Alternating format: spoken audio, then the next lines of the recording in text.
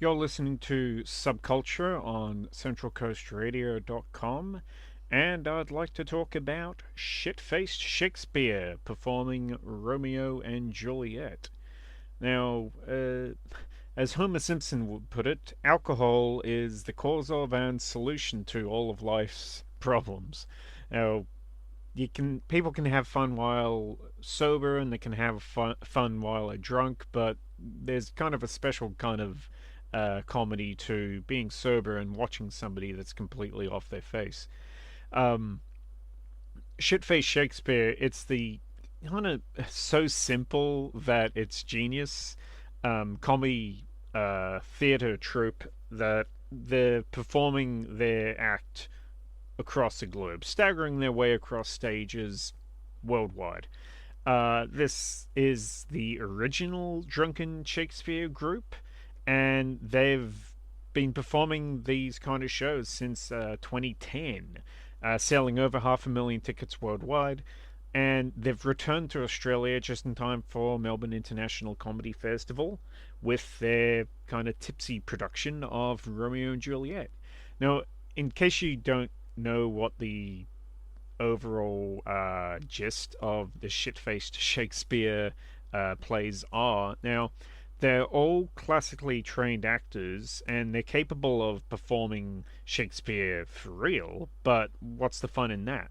So each night, a single cast member is chosen, not so much randomly, but I guess on sort of a rotation, and they're chosen to drink to excess in the hours leading up to the show.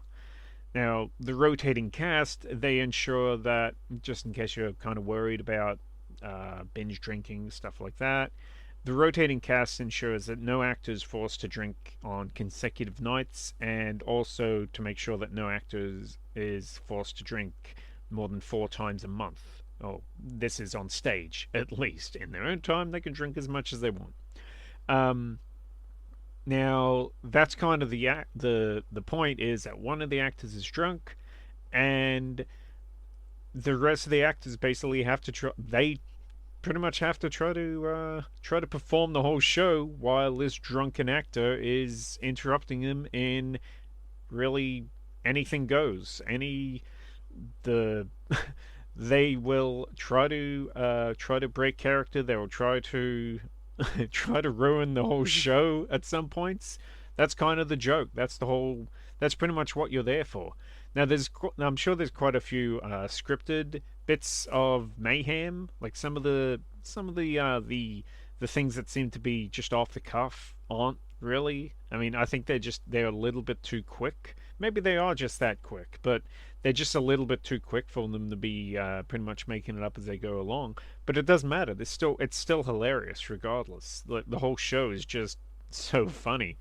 Um, Kind of how it's set out is it's in a regular theater house, and as the audience comes in, you can kind of see that there's this trolley on stage that's covered over, and um, early on, a this bedazzled orator comes out on the stage as the compere for the night.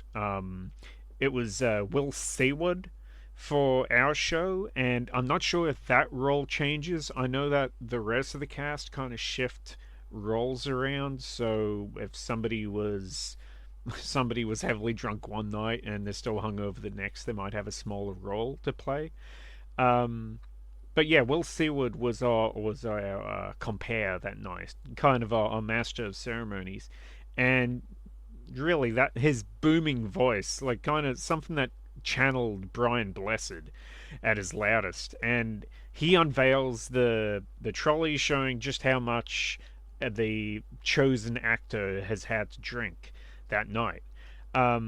He then initiates what's one of the first parts of audience participation in the show, where he will give two audience members kind of down the front on the left hand side of the stage and the right hand side of the stage. He'll give them a gong and a gavel, and at whatever point of the show that they wish, they can bang that gong, and the actor, who is of course the chosen inebriated performer, must then drink even more alcohol. And there's also one lucky or unlucky audience member who is front row center and is presented with a bucket to hold just in case. Now, I bet you can guess what that bucket is for. Um, with that, the stage is set and the show begins. Now, um, the entire makeup, the entire gimmick of Shitface Shakespeare is that no two shows are the same. Like, with such a large rotating cast, I can't speak for who will be playing what part on any particular night, but for our production, the show, the laugh started right away with a monologue being performed by an obviously sloshed Flora Sowerby in the role of Benvolio. Now, this is actually Sowerby's fourth year with the troupe of Shitface Shakespeare, and you can tell that she's just having a ball with it from beginning to end.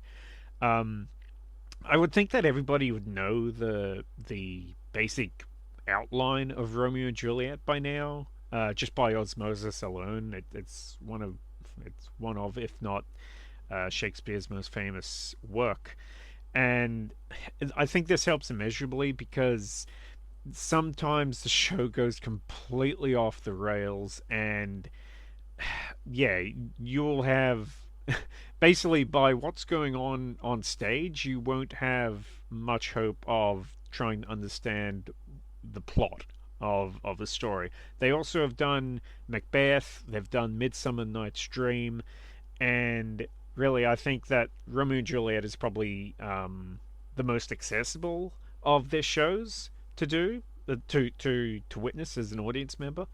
Again, uh, just because it's so well known, and people already know the basic outline. Oh, this happens and this happens and this happens, or this is what's supposed to happen, and the joke, the fun of the night is seeing just how much of a mess things can completely go, and only like 50% of the fun of the show is the actual drunken performer on stage. The other half is the rest of the cast's attempts to try to keep the show going with its at least some degree of consistency, and at least trying to stay on script in some way. Um, yeah, and the outrageous mayhem continues. Uh, Four-letter words being thrown around, sets that are at risk of being tipped over, and characters going off script. And for the show that I witnessed, beer being poured on poor Romeo as he's outside Juliet's window. So that was interesting. um, yeah, and the it's quite funny because there's so much improvisation going on that our compare had to come out a few times during the show and pretty much guide it along, saying, "Hey, we've only got 15 minutes left. We better hurry up." Like they do have to get through the whole story in 1 hour, and yeah, it's if you're the kind of person that can laugh at somebody making a fool of themselves, I think you're the kind of person that would enjoy Shitface Shakespeare.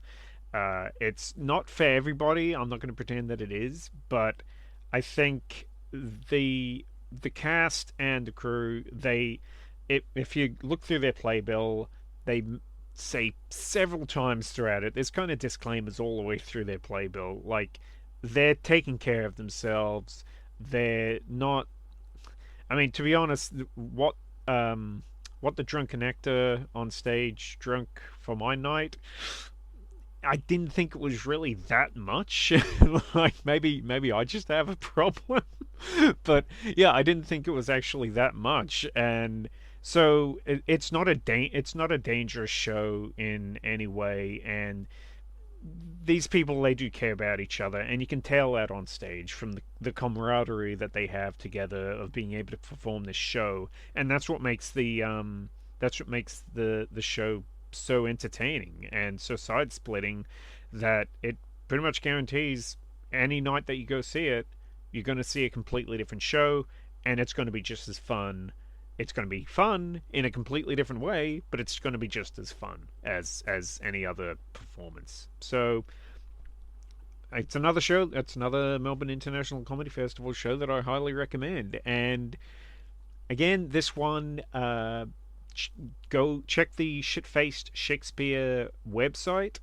I believe it's simply shitfacedshakespeare.com. Yeah, for future shows when the Melbourne International Comedy Festival is over. Yeah, see if they're playing somewhere else nearby, and yeah, check it out, see what you think. I really enjoyed it and would highly recommend it. I'd be interested in seeing them again, actually. And that's not something that I say about many shows. I say about although I have said it a couple of times about this year's Melbourne International Comedy Festival, just because I've seen so many good shows. Yeah, so highly recommended. You're listening to Subculture on CentralCoastRadio.com, and we'll be back right after this.